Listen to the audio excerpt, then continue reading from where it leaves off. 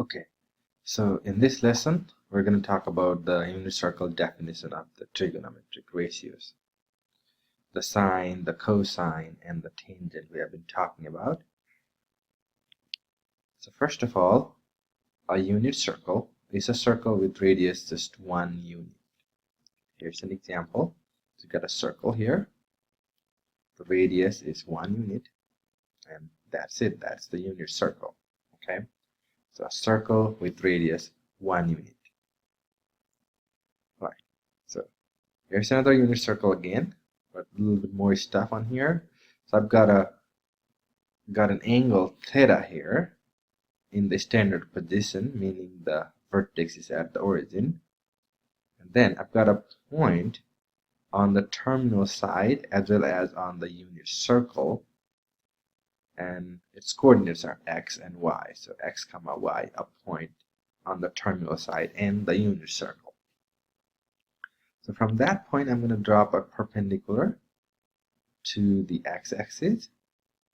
As you recall from last week, got this angle here, this acute angle that the terminal side of this angle is making with the x-axis. That's the reference angle for this theta. We're going to call it alpha. Okay. Now, notice that we've got a right triangle here that's just formed. And we actually know all three sides of that right triangle.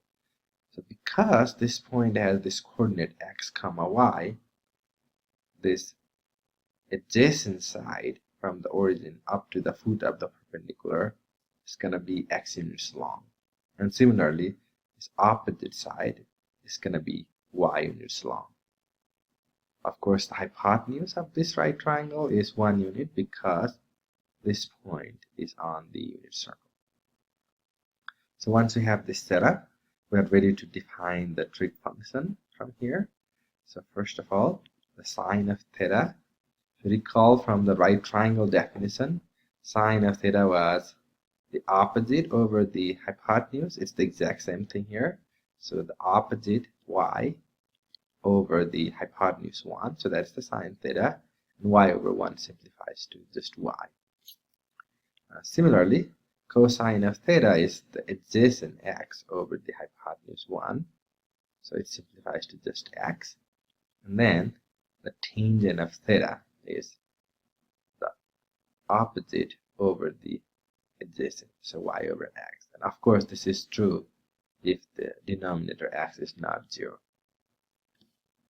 So there you have it, the trig function definition from the unit circle. So if you have a point x comma y on a unit circle and on the terminal side of an angle theta, then sine of theta is just the y value of that point. Cosine of theta is just the x value of that point. And the tangent is the y value over the x value, provided x is not equal to 0. Let's look at this example. So here we got this angle theta in the standard position, got a unit circle, and got a point on the terminal side of that angle theta and also on the unit circle with coordinates 3/5 and -4/5 at x and y value respectively. We'll start by recording the x value and y value. So x value is 3/5 and then the y value is -4/5. So from the definition, the sine of theta is going to be the y value, which is the -4/5. The cosine of theta is just going to be the x value, which is the 3/5. And then the tangent of theta is going to be the y value over the x value, which is -4/5 divided by 3/5.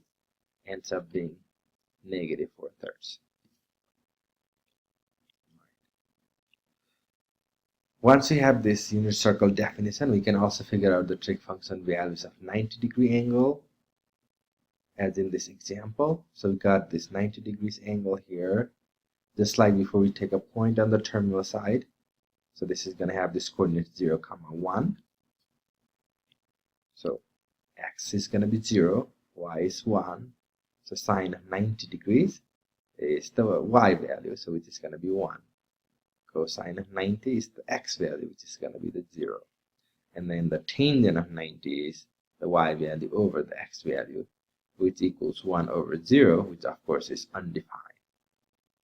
So sine of 90 degrees 1, cosine of 90 degrees 0, and tangent of 90 degrees is undefined. And you can use the same technique to find the trig function values for any other quadrantal angles like 180 degrees or 270 degrees or 360 degrees, so on and so forth. That's it for this time. Thank you.